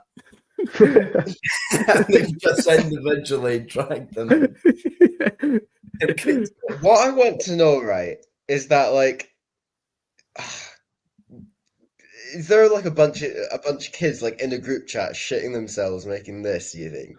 Yeah, I think somebody's prompted them. Somebody's gone. You better make something apology. Yeah, I think somebody's done that. So I don't think. I tell you what, best case scenario, I don't know, a few years time, the boys get a talking to and a second chance, and we all look back at this as this is getting hopefully in a few years they'll be well-liked members of the Staggies community, but when they are, this is getting held over their heads forever. I'd like them to finish English first before that. Yeah, I think it reflects worse the on first Dingwall bit Academy than the kids themselves, surely. What are they teaching them in that school? Oh, I don't know. But the first bit is, I mean, it starts off bad because it says, "We are appalled at the behaviour of Block 1, which is themselves." Why are they, you did it. Why are you appalled at, it's like the actions of ourselves. Like, they're saying it like it wasn't them. And then they go on to say there was no mention of the minute silence before the game on social media. Now, I'm pretty sure I was even aware that there was going to be a minute silence, and I wasn't at the game. So, I mean, I don't know about that. Yeah, however, we know that a minute's clap should have. Didn't hear Minutes it. clap. Yeah, minutes I mean, clap. That's a first. What's the difference? Does that make it okay to light flares during a minute's clap? Then is that where it draws? Silence, absolutely not. But if we're clapping, it's fine. There's also zero punctuation, no full stops, no commas. I'm like, it's not even. Oh, it sends a shudder down the spine. And then it says should of and a massive break been arranged. Why are you splitting it up like that? Aye, why is the logo there? Why? Put the logo in the top left. It's like a rubbish. any standard header of a letter. Yeah. Oh, this is the worst bit. I've just read it again and I've cringed on it. Oh my god. If we had knew. If we had knew. Right, everybody just silent. Let's just ponder it. If we had knew. Just consider it. Let it hang in the air. If we had knew. I think we should make this into like a full 10-meter flag. Like we should get this printed. The next flag should be this statement. Yeah, we should. If we knew no pyrotechnics would have been used. The group hadn't heard anything. Wait, hold on. The stadium announcer. No pyrotechnics would been used. Yeah. Oh yeah, it would be. It would be used. Even would have. Would be. Oh man. And it's that bad that your brain starts filling in the gaps. Like my brain's already sorting it out and punctuation in it and making it the right font and everything. Now I kind of get this bit because the speakers in the jail end are notoriously bad. Yeah, I was going to say that as well. You can't hear fuck all in the jail end. That's their only saving grace from me is that those speakers are actually quite bad. But I don't know, like I guess everybody in the jail is silent anyway, so you wouldn't have known. And then the bit at the bottom is just, I don't know, it's just worded funny, isn't it? It's just like everything in the stadium announcer pre-match or see due. Yeah, not or couldn't see Pre-match. or. Yeah. Wait, hang on. Can we read that out? Yeah, I'll read it. Yeah, I'll read. Yeah. Do you want me to read the whole thing out? Yeah, go on then. Right, we'll read the whole. We should have done that at the start, right? I'll have to slow it down because if not, I'll add the things in. Read it as it is. We are appalled at the behaviour of Block 1 on the weekend's match. That should have been a full stop. There was no mention of a minute's silence for the game on social media. However, we now know that a minute's clap should have been arranged. If we had knew, no pyrotechnics would been used. The group hadn't heard anything on the stadium announcer pre-match or see due to the smoke. Once we had realised, we immediately stopped to respect the lives of the two men. The end is fucking beautiful. It's so wise. It's a bit of an abrupt end, isn't it? Respect the lives of the two men. Funny that end bit. Like we would have stopped immediately to respect the lives of the two men. This shit, it's incredible. It's that That's my social media post of the quarter. It made my day reading that. Oh, I do actually feel kind of bad because I'm laughing at the like writing ability of what is a bunch of kids, but that is ridiculous. Yeah. But also, if they're old enough to fight other teams' fans, they're old enough to spell their apology. That's a good point. There you go. Get on a flag. Pete, your mic, is your mic Yeah, turned off or something? Yeah, Pete, your mic's really quiet. Oh, there you go. Can you hear me now? Yeah. That's better. Oh, that was Can you see bizarre. us now? Yeah, so I mean, Liam, obviously you put forward there. That's going to be your social media post of the quarter. Should we move on and look at some other good cracking social media content that we've had over the past 12 or so games? We'll start off with this. Gordy, this is yours. Yeah, I thought it was a good post from Neil. And we kind of touched on it earlier about how Kerry's subs can be a little bit suspect from time to time. And I think this just summed it up quite nicely. It's Ross County. So it's a quote tweet for those listening of Chelsea FC, a tweet that they made in 2011. It says, 2 idiots have stopped play by running on the pitch. Neil has quote tweeted it with Ross County's 70th minute double sub every game. I didn't even realise that was from 2011. Yeah, that makes it so much funnier. What's Neil doing? What's Neil doing 11 years back on Chelsea's Twitter? I'm assuming someone else has quote tweeted it and he's seen it. But yeah, that 70th minute double sub always kills us. Always consists of Victor Laturi, thankfully no longer. Victor Laturi and maybe a mix of like Brophy or someone else. Change of shape as well. It just ruins any chance we might have had of probably getting back into the game because there's a good chance we were losing. So yeah, good tweet from Neil there. Yeah, summed up this season quite nicely. I've put a couple forward here, just a couple of nice ones. Obviously, because we had so long, I probably could have delved back further and found more. But I like this one. Quote tweet from Gordy Smith 96 on Ross County's confirmation that Victor Laturi has joined MLS side Montreal on an undisclosed permanent fee. How's he done that, by the way? Gordy Smith has reposted it saying Johnny Fox's flag at half mast. Obviously, a great tweet in honor of the now suffering Inverness nightlife that the Canadian brothers are no longer with us in the north of Scotland. If we're gonna look at history, Akio leaves Ross County, Revolution shuts down. Victor Laturi leaves Ross County. Johnny Foxes, I hope and pray that they've got enough money in the bank to keep themselves running without the funds of William Akio and Victor Laturi's paycheck. Dark days ahead, I think. And another one I thought I'd just stick in because it's quite funny and it relates to this. Here we go. Look at that numpty there with the daft hat on.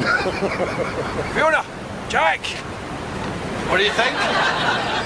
Nice. Aye, lovely. Suit you. Yes, I thought it was quite a stellar reaction to how Ross County fans probably felt when we finally found out that Victor Laturi was going to be moving on. I was going to say a great servant. Make of that what you will. It is weird, right? Because every so often there'd be a flash, and that flash would sell you a dream, or it sold me a dream anyway. It definitely sold you a dream.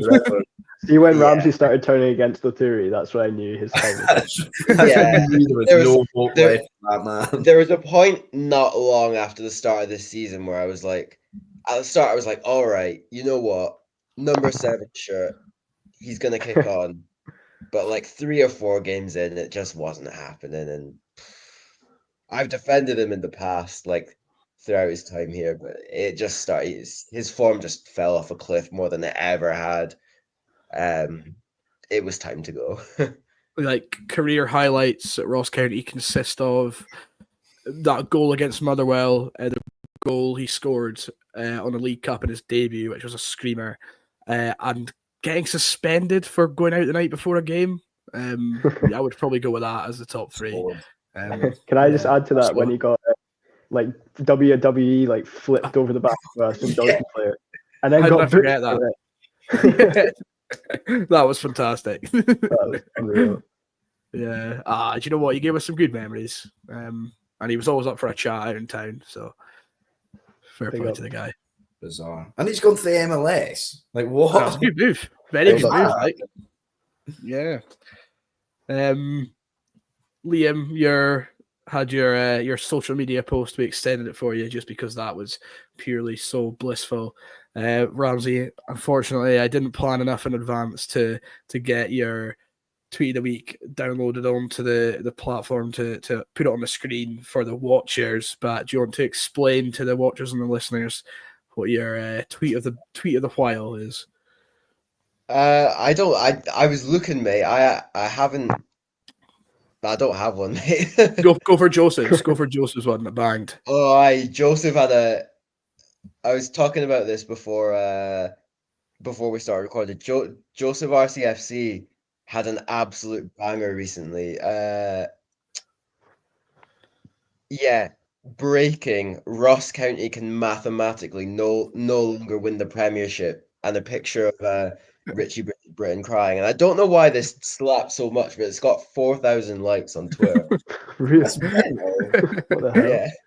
Yeah. You can always count on Joseph. He's, when the superpowers of Ross County Twitter, like Dean Ross and Gordy Bryce, are not, and Neil Sinclair are not performing at the highest level, we can always count on Joseph RCFC to give us a tweet of the week. I will, however, say that I don't agree with someone's footballing opinions. The boy thinks that James Brown's been one of our best players this season. Yeah, that is bad. Is he the boy that did the Mischiafetti apology for him? Yeah. And then from that moment on, Mischiafetti went back to being complete dog shit.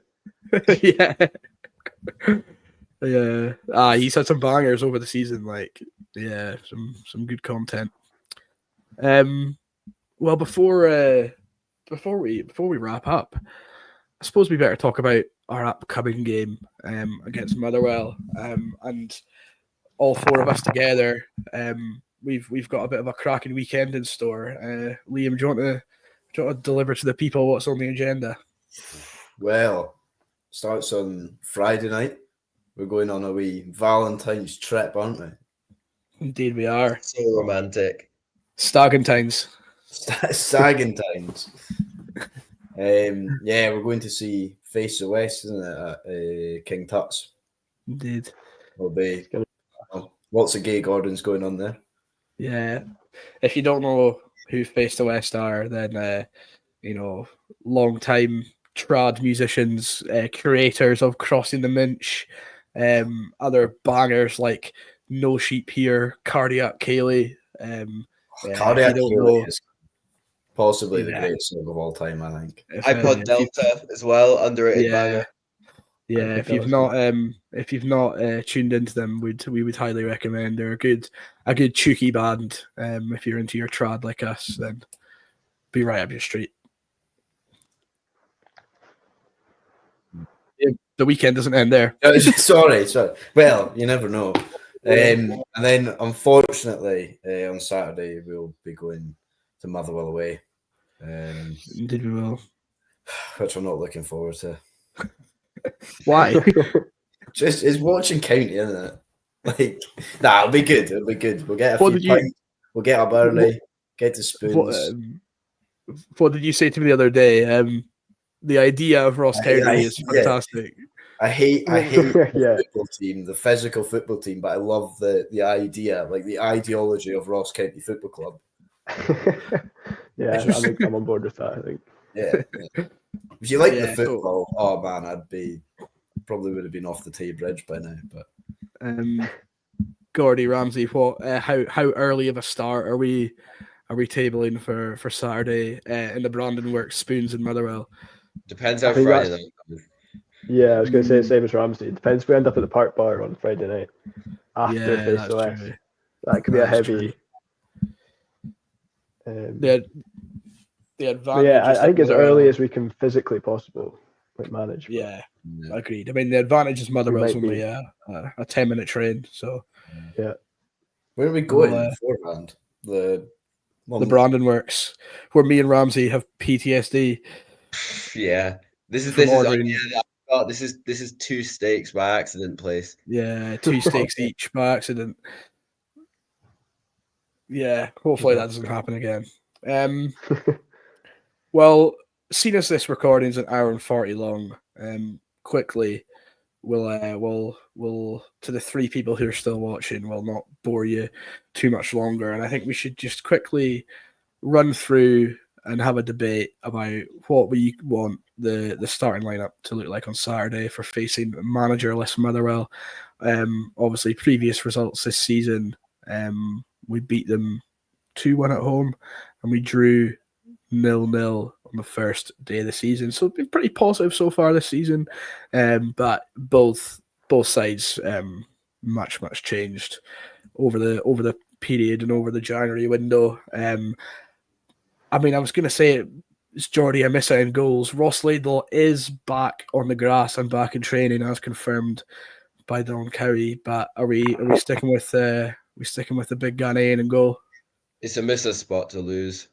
Yeah, I think I'd stick with him. I think he's earned the right to have the spot until he gives it up somehow.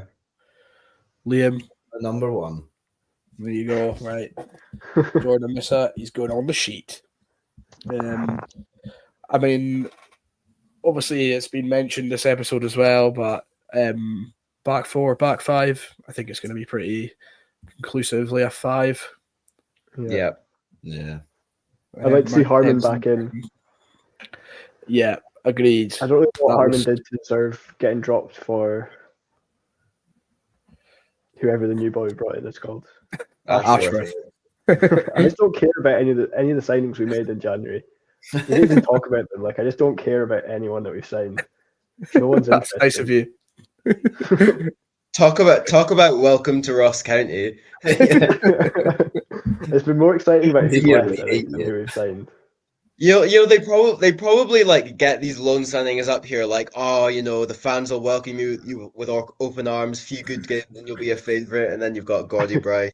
Yeah, I'm not a fan. Bring them down to earth, keeping them humble. So yeah, George Harmon left wing back. Are we in agrees with that? I'd say so. I think it. Yeah, I thought. Yeah, I don't know what's happening. I don't know what performance has been like in training, but I thought it was very harsh him getting dropped. Yeah, I don't think Ashworth's done anything wrong, but I think from what I've seen of Ashworth, Harmon's got more attacking ability down the left hand side, and you want to go and play in the front foot against a team like Motherwell, so a bit of a no brainer for me. My back 3 would be Eli Campbell, Casper Lapata, Akil Wright. I agree. I think that's been our strongest 3 this season. Campbell is left footed. Campbell is left footed, yeah. Tomkinson left footed. No. I think so. Oh. You think so? Oh, is he not? I don't know. As just to add something different, I would probably put Tomkinson over Campbell. I've not really liked Campbell. Okay. I think he's been really poor. Really? Yeah, I thought he's just. There's some games I can't remember. What did he? Bear in mind he played left wing back as well. I think he's looked better when he's been left centre back. I can't comment. I can. I've seen Tomkinson in limited games, but yeah, I can't really remember him doing much right or wrong. Obviously, Dylan Smith. Oh, you're right. He is right footed as well. And Will Nightingale is also back in training, but I don't think he'll be involved again. But Gordy, Ramsey, who are you? So we're Lapata on right, but who do you want to play on the left of the 3? I'd say Campbell. Yeah, I would go for Campbell, I think. Sorry, Liam. I don't think that's a bad option. I don't I think he's I don't solid at mind centre that. back. I would just like to see something a bit different. But I tell you what, I'm looking forward to getting into some county games because over the past like 2 months I've barely seen anything. I need to get back to grips with who's in form, who's not. Yeah. I feel like I've kind of lost touch with where some of the players are at the moment. So now we come to the much debated position. It's been much debated throughout the season. Right wing back, obviously James Brown has been the one who's been starting recently, not necessarily in form. Michi Afete is slowly returning to fitness. Again, I'm not sure if he'll be involved on Saturday. Connor Randall played it against Rangers in our last outing. Didn't work out too great. Ended up swapping with Akil Wright, who then filled in a kind of right wing back role. I mean, there's options there. But I'll come to you first, Ramsey. Who do you think you'd be going for? I know, bearing in mind you've not watched much of us, but who do you think you'd tip? I did watch the Rangers game, and I would give Connor another go. I will be honest. I thought he was pretty poor against Rangers, but have to keep in mind, well, it's not the best Rangers side. It's still away at Ibrox.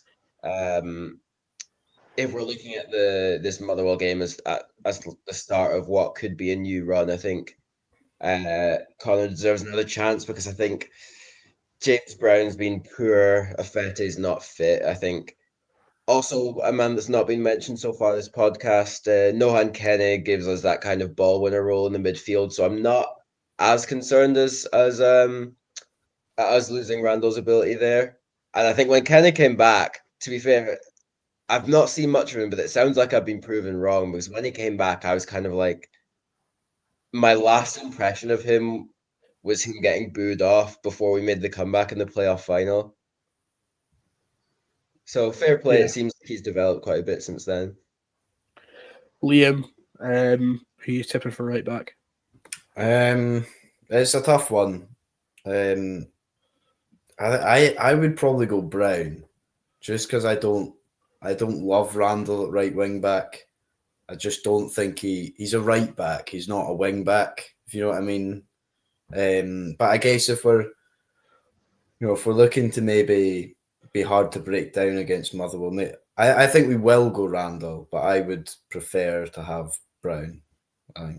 I think that's a perfect assessment in that Randall's a right back, not a wing back. But yeah, I mean, look how deep. I mean, even at his worst, Randall looks like a footballer. So yeah, it's a hard one because they're both not great at wing back. I mean, Ross has tipped me to start, so we'll take that all day long. He's seen me flying up and down the indoor Astro on a Thursday night. Surprised. I'm surprised I've not been offered a deal yet. To be fair, can't afford it yet, can they? Mate, exactly. Demands are just too high. I'm too committed to Koboki. That's why. But no, I think I would go Conor Randall, and now perhaps that may be me just making a statement on how unbothered I am, and how maybe I'm just not a fan of the ability we have at right wing back. But I also think it gives you a decent bit of balance if you play Randall there. I think if you play Randall there, you're kind of allowing Harmon a bit more freedom to go forward. And as you mentioned, Ramsey, I think if you play Randall there and he can sit a bit narrower, then I think it allows you to play more of an attacking centre mid next to Kenna in the middle. So I would go Randall. But what does that leave our votes as? 1 for Brown, 2 for Randall. I'd go for Randall as well. I think Ramsey made a good point about having Kenna coming into midfield and almost playing Randall's role in that midfield. And like with regards to Brown instead, like I just don't feel like he's probably a more attacking player, but what does he really give us in attack? I don't feel like he is ever that effective going forward. But I think Randall's probably a stronger defender. So I'd go for Randall. Yeah. Okay. Well, unfortunately, Liam's lost out again. But Just to You guys add just don't know finally, ball. just to add finally, and Randall, I like about the argument about him being a right back. I actually think he's looked one of our quicker players this season. And although it's it's not just about being fast, it's about being it's about what you can do going forward. But I think he's competent enough. I think his finishing's shocking. But I think in terms of being able to play balls into the box and play forward passes, which is something we do struggle with at right back as well. I think as long as he doesn't sit as deep as he was against Rangers. Hopefully he won't be pinned back like that by a fullback, So hopefully it'll free him up a bit more against Motherwell. I think three of us have mentioned it already. Noah Kenna in midfield. Been impressed with him since he's returned to the club. Gordy, I'll go back to you. Who would you pair him with in the middle of the park? I think I'd put Nisbet in. Nisbet, I think, he's one that's sort of struggled to fully come onto his game yet, but you still see snippets each game that he can create things for us, and he's got a goal in him as well. I think alongside Kenna, he can do all right. Ramsey, you in agreement, or would you go for someone else? I'm in agreement. I think Nisbet. I think I've not seen as much conversation about it recently, but I just still think we're so lucky to have him. He's a quality player. Liam, are you in agreement for once, or? I'm undecided actually. Shock. I don't know because we'll get on to later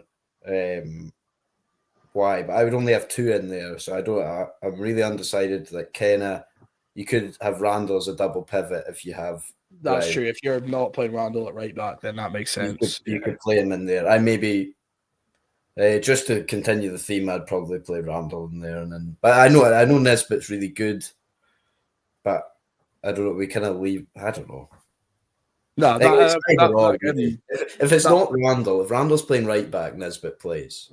Yeah, okay. I was going to say that's what I was going to ask you. That makes sense for your team, but in this circumstance, I'm in agreement with everyone. I think against Motherwell and the situation they're in, we want to put out a team that's attacking and front-footed to go and win the game. Even though it's away from home, we can win games away from home now, believe it or not. So I think, I'm in agreement. I'd go with Nisbet in there. We seem to have lost Gordy. Hopefully he's okay. But Liam, I think I know what you were, forwarding on to there about what the shape might be up top. So I'll go to you and ask you: Would you be two strikers and a 10, 2 10s and a striker? What's your preferred option? I would be. Well, it depends on how you look at these players, but a 10 and 2 strikers. Okay. Ramsey, yourself.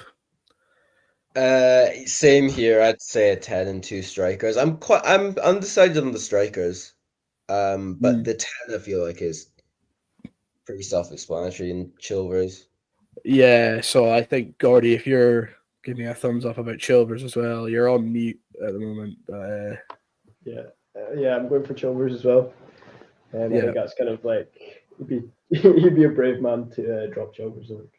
Yeah, 100%. Well, I mean, interestingly, I'm going to do a Liam here, and I'm going to go down my own path. And I would actually play 2 10s and a striker. I think our wins and our better football has been played using that.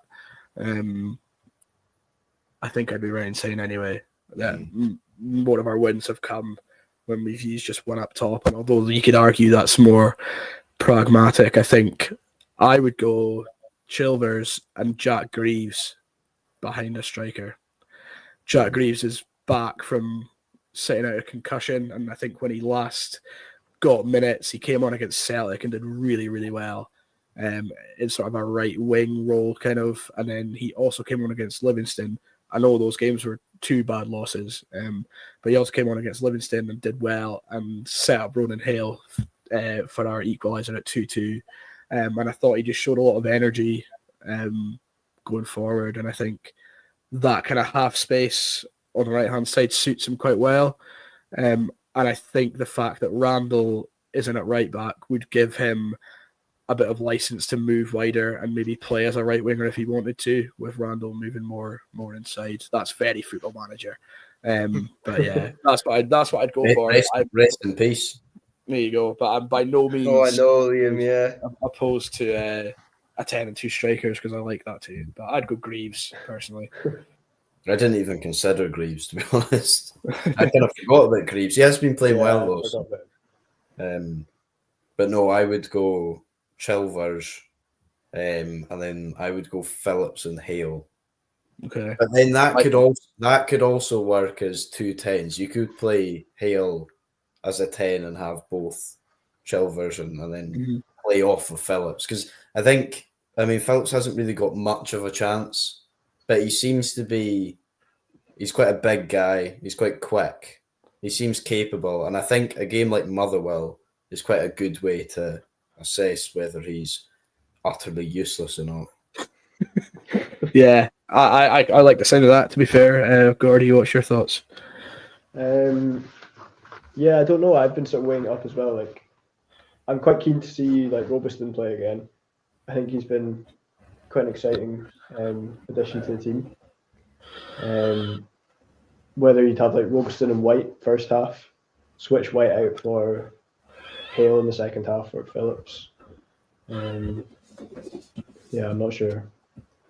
It's tough. Not a huge Football Manager man, so I don't know these tactics that you do. Yeah, I think I'd start Robeston for sure. Okay. Ramsey? See, I really want to see more of Robinson. I just think I always get excited when we start academy players, because it shows we're going the right direction as a club with that type of thing. But I think it's important for us as a club to get Ronan Hill back firing, scoring goals in the league. Because I think he can be the face of our team. I've barely seen anything of Phillips, but on paper it sounds like he could be quite an exciting player. So I would like to see him and Hale and Phillips up top together. He's come on a month penalties, isn't he? Yeah, he has. He looks like he's got that kind of burst of pace to continue to nip in front of people. I'd be quite happy with that as well. Although I don't think young George Robeston's done anything to be dropped. Something we didn't consider is pitching him in at wing back. Obviously moved in against Hibs, and then had a great cross into the box, which resulted in Phillips winning the penalty. But I think that's maybe something that I would consider late on in the game. Like against Motherwell, if we're pushing for something, then getting him on in a wide area would be good. But I think our votes definitely have Hale in the team. I think it's I'll concur with Ramsey. I think it's so important to have Hale starting again, because I think apart from Wright, who's obviously amazing, obviously completely different positions, but I think Hale is far and above the best player, like technically. Chilvers is good as well, but like you watch Hale get the ball and you're like, wow, he's gonna go for goal. He's got such a clean strike. I just think he's so good, but he just doesn't have any support up there, which is why I think it would be good to have. Him and Chilvers worked. I think, was it Dundee that they played kind of up top together?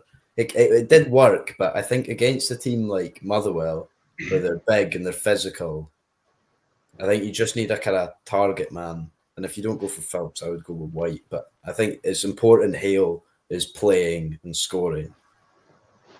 Yeah, I think I'm quite happy to go Hale and Phillips. I think it sounds like what could be potentially exciting duo. And I think Phillips, as much as I love Jordan White, I think we all do on this podcast, I think Phillips gives you that option where that he's quick enough, you can flip it in behind, But on the other hand, if you need to ping it up to his feet or up to his chest and you need him to hold it in, he'll do it for you as well.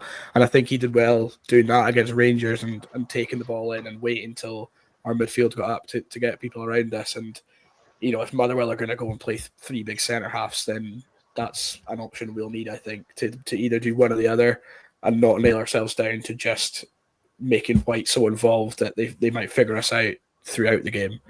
So I would probably go, after hearing the chat, if we're not going young Jackie Greaves, then go Hale Phillips, I think. It's a good problem to have, though. It's great, bro. It's a great problem. We actually have, what, 4 or 5 competent strikers that you'd hate to be Don Cowie trying to pick this team, like. Just 0 wingers, so he doesn't have to worry about that. Yeah. Yeah. Well, I'll run us through what we decide is contrary to Liam's beliefs in the back line. Obviously, I miss out goals. Campbell Lapata right, Harmon at left back, and Randall at right back. Kenna and Nisbet as a double in the midfield. Chilvers in the 10, and a brand new, fresh-faced strike partnership of Ronan Hale and Kieran Phillips. I forgot his first name there. But yeah, it looks like a pretty tasty team to me. We've just hit 2 hours mark, just about. So before we end the stream and end the podcast, we'll go around the room. Ramsey, score prediction and scorers for Motherwell on Saturday. 1-0 Ross County with a goal from Ronan Hill. I think he's going to be back right at the face of things. Gordy? I was also going to go for 1-0, but I'll go for 2. I'll go for 2-0 now. And I reckon we'll get a goal from Chilvers and a goal from... I reckon Phillips will get his first goal. Love it. Liam? I'm going to go for 3-1, I think. I think we're going to win 3-1. I don't think we keep a clean sheet. I think they score a set piece. That's my prediction. I think that Casey Boyle score. Yeah, it'll be scrappy as well. But I think Hale scored twice, one being a penalty. And I think, I'll go with Phillips for a goal. Lovely. Well, to round things off. Odds on Ross Callaghan and Harry Payton scoring. It's pretty. They're both injured, actually. Save money, Are they? Yeah. Oh, that's me told. They've got loads of injuries, by the way. If we're going to beat them, we beat them now. Lennon Miller's out, isn't he? Yeah. I believe so. That's a big miss for them. He should have been, last time they were in Dingwall, he should have been sent off 1,000,000 times over. Yeah, 100%. But that's a matter for another day. Liam, Ramsey, thank you for joining me in the podcast. But most importantly, Gordy, thank you for making your debut on the Staggies View podcast. How have you found it? Thanks very much. Yeah, it's been good. I'll be back, I'm sure. Yeah, 100%. A great addition to the lineup. And it's been really nice not to have to listen to Robbie McDonald throughout this. I think the longer we can keep him off the podcast, the better, in my opinion. So, but no, nonetheless, thanks, lads. And we'll see some of you on Saturday. And if not, then Friday. We'll see you. Wait, no, never mind. Yeah, I don't think the listeners are going to Face the West. Yeah, I thought you were talking about us within this podcast. No, yeah, we'll see some of you on Saturday. I forgot we did the podcast. Right. Thanks, guys. See you later. Lovely. Cheers. Bye-bye.